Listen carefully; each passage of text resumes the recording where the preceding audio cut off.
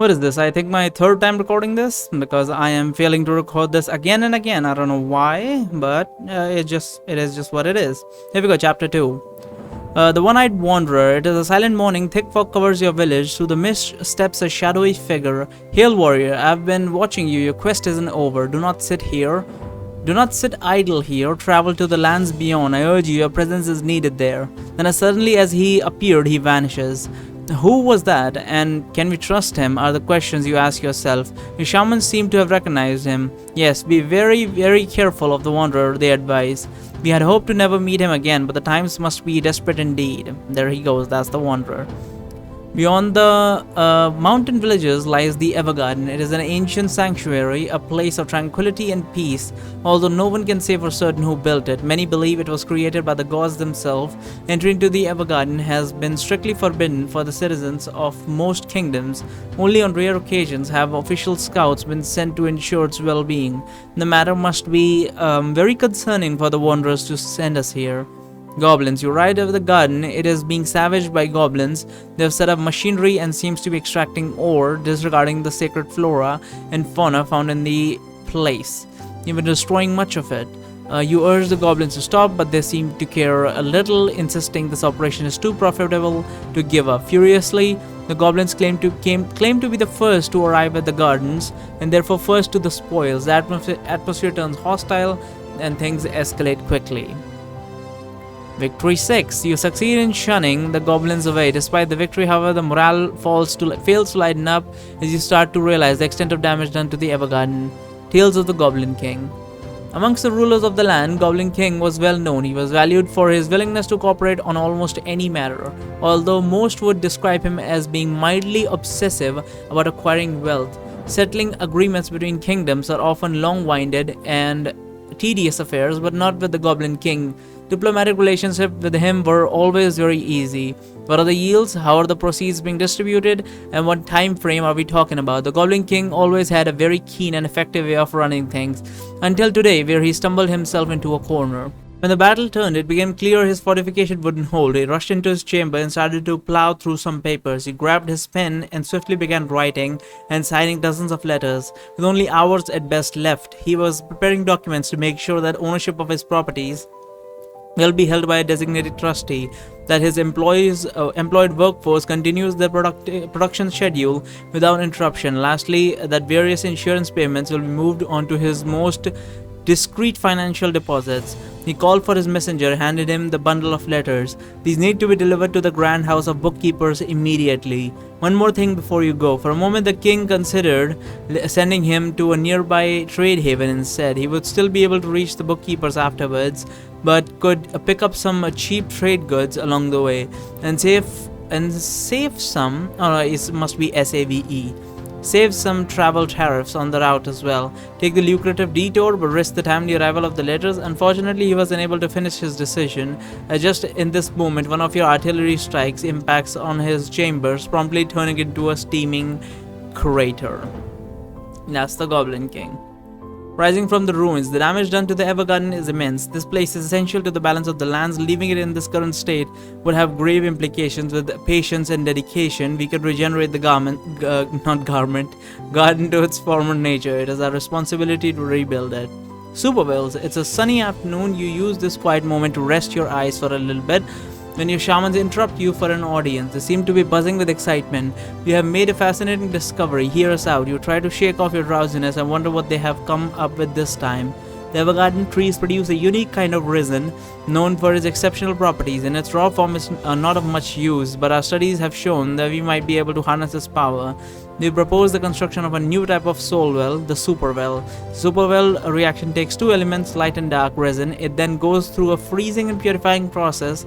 The process is inherently unstable and requires careful adjustment of the mixing ratio. Both types of resin should be used in about equal amounts at all times. You should not waste time any further and start. The construction is going to be absolutely great for our cause, and we are sure of it. It's all yours.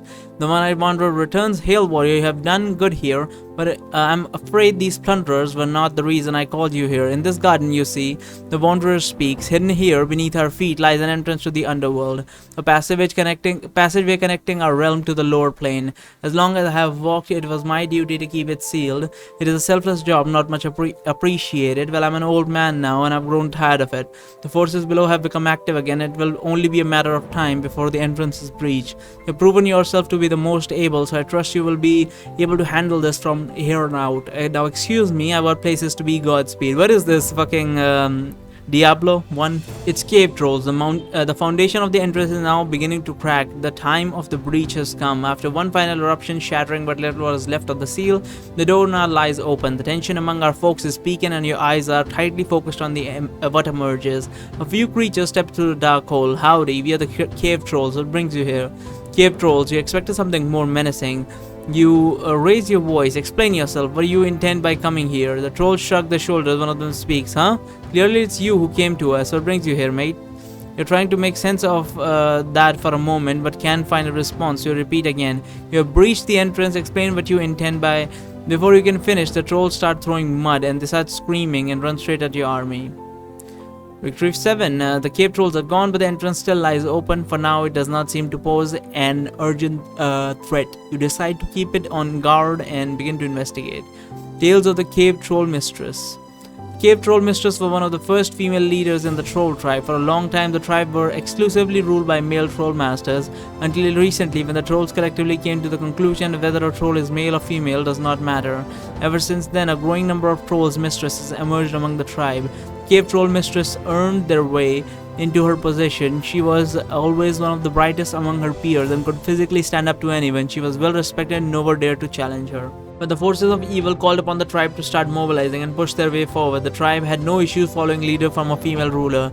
Obeying a war command with as little as a hitch is a testament to how far the troll tribes have come in accepting equality. Her reign did fall rather short in the end, but that is nothing unusual among the troll tribes.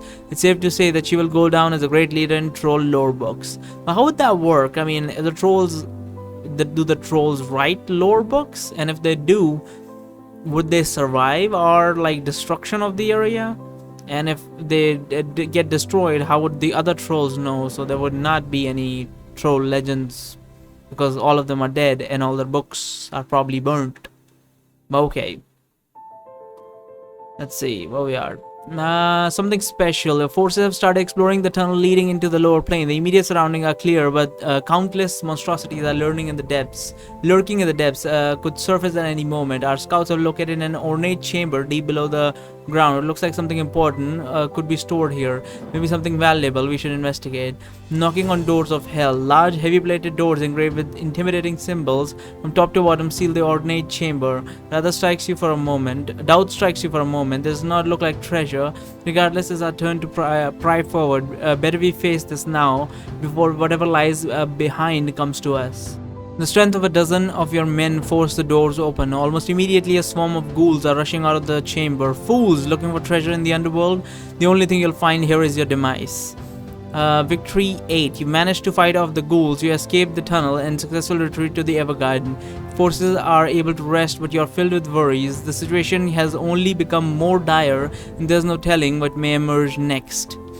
Tales of Baron Ghoul Baron. Before the Ghoul Baron took reign, life wasn't so bad in the underworld. Sure, it never was the most appealing place to begin with, but many creatures dwelling in the lower planes found comfort in the dreary routines it offered. No one truly thought that he would become the Baron a few years ago. It seemed like a joke. Ha! Can you even imagine him as our leader? Was a common reply whenever the topic came up in conversation. But lineages aren't changing, neither is death, and so the day came, sudden but not unforeseeable. The day everyone must have known was inevitable, but chose to ignore until now. The Ghoul Baron was sworn in as the new emperor. It was hilarious in the first few days. It was still funny during the next week, but slowly the bitterness of the situation settled in. The humor died with it. The Ghoul Baron was no friend. He had great plans for his empire and the will and the means to force them through, no matter the cost. Within the month, he transformed the once laid-back populace into a highly militarized force. Duty was duty was not only expected but required from everybody. The Baron had only one ambition: to prepare an invasion into the upper realms, conquer anyone standing in the way. When the army clashed with them, the ghouls fought fiercely. In truth, though, most of them had their spirits broken a long time ago. Fighting had become the only means of expression left. It was a meaningless menace, swarming endlessly out of the tunnels. You fought back as best as you could. When the air finally cleared for a brief moment, you used this window to retreat back to safety. Where are we? At the Bell of Hope. It has become clear that we need to reseal the entrance immediately. Stone will not hold them, though. Severing a connection between the planes is not a task for ordinary mortals. There might be someone who can help us. She's an ancient creator of these lands, a radiant guardian.